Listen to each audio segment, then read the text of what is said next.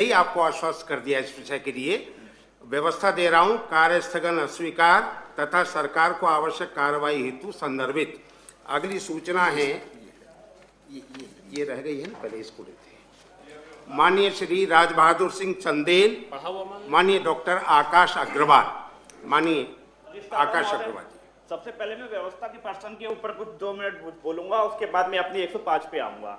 क्या सारा का सारा जो भी संवैधानिक दायित्व है, परंपराएं हैं, उसकी निभाने की जो दायित्व है, वो क्या केवल निर्दलीय समूह का है?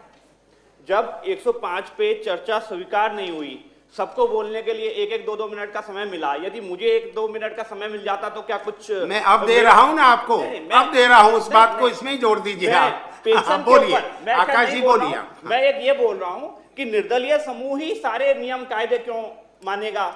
वो मानता है। हम लोग पढ़े लिखे समाज से आते हैं, शिक्षक समाज से आते हैं। तो माननीय आकाश जी, यहाँ से कोई भेदभाव नहीं होता है, पूरा यथोचित सम्मान सभी माननीय सदस्यों को मिलता है। नहीं दिया पेंशन के ऊपर।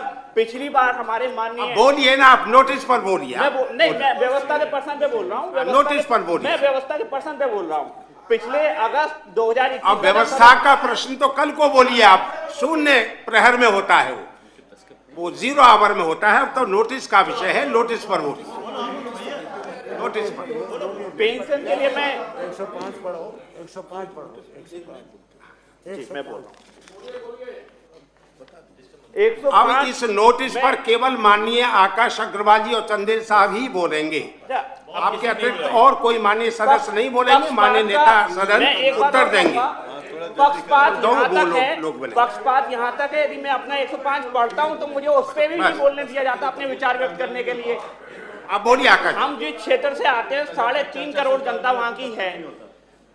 115 ब्लॉक वहाँ पे आते हैं। यदि हम ही विधान परिषद में नहीं बोल पाएंगे तो फिर क्या होगा? जनता के शोषण के खिलाफ मैं क्या बोलूंगा जब यहाँ पे मेरा ही शोषण हो रहा है? अनुमति मिल तो चुकी, बोलिए ना आप।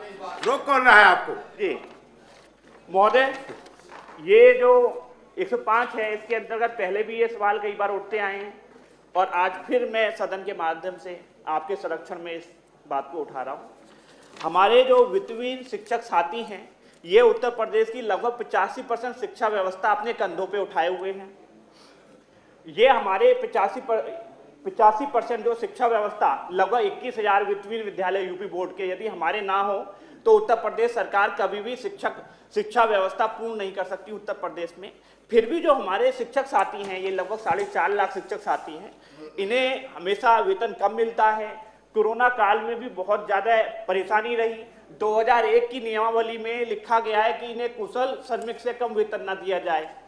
आपकी सरकार ने बहुत अच्छा कार्य किया। मार्च 2022 तक सभी श्रमिकों को 1,000 रुपये अनाज वगैरह भी डिस्ट्रीब्यूट कर रही है। जब आपने उस नियमावली में इन्हें श्रमिक से कहा गया कि श्रमिक से कम ना दिया जाए, लेकिन आपकी सरकार ने ही उसमें पक्षपात कर दिया। श्रमिक के बराबर भी उन्हें वो सुविधाएं नहीं दी गई जो कोरोना काल में उन्हें मिल रही है। पिछली बार मैं थोड़ा कहना चाहूंगा, पिछली बार जो अगस्त 2021 में मैंने एक 105 के तहत यूपी बोर्ड की परीक्षा निरस्त होने के कारण हमारे शिक्षक साथियों को सहयोग के लिए उत्तर प्रदेश सरकार से अनुरोध किया था। इसमें जो माध्यमिक शिक्षा के जो अधिकारी हैं, उन्होंने हमारे माननीय नेता सदन जी को गलत जानकारी दी। माननीय उस गलत जानकारी के कारण हमारे नेता सदन जी ने विधान परिषद में कहा था कि जो परीक्षा कॉपी हैं ये बेकार हो जाएंगी क्योंकि इसमें कोडिंग होती है। लेकिन अधिकारियों की उसका लाल फीता शाही का उदाहरण देखिए। ये बात 16 अगस्त 2021 की थी। 19 अगस्त 2021 में एक पत्रांक 1005 निकाल दिया उन्होंने कि ये जो परीक्षा कॉपी हैं आगे की परीक्षाओं के लिए रख ली जाएंगी सुरक्षित। तो ये जो अधिकारी हैं, हमारे जो माननीय नेता सदन है, उन्हें भी गुमराह करते हैं, जिसके कारण जो हमारे शिक्षकों के हक के लिए, हित के लिए फैसले लिए जाने चाहिए, वो हमारी सरकार पूरा नहीं कर पाती। तो जो ऐसे अधिकारी गलत जानकारी देते हैं, उनके खिलाफ सख्त से सख्त कार्रवाई होनी चाहिए। दूसरा, शिक्षा समवर्ती सूची का विषय है।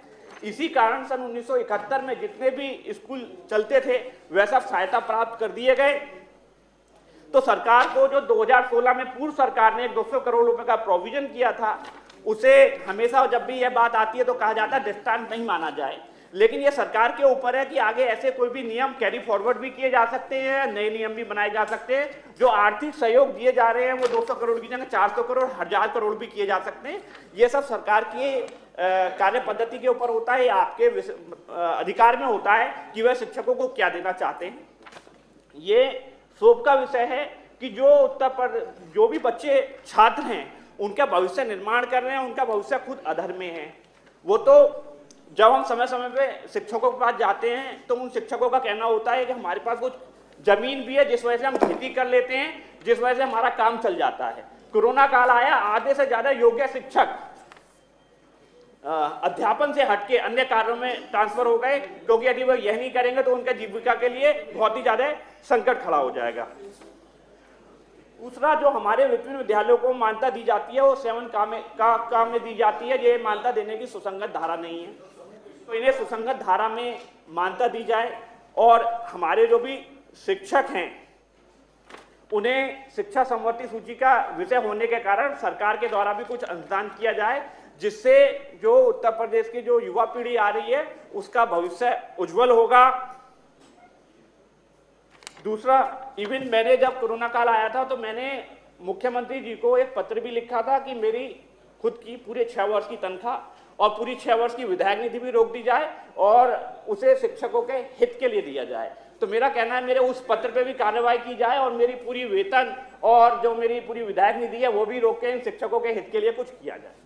धन्यवाद। माननीय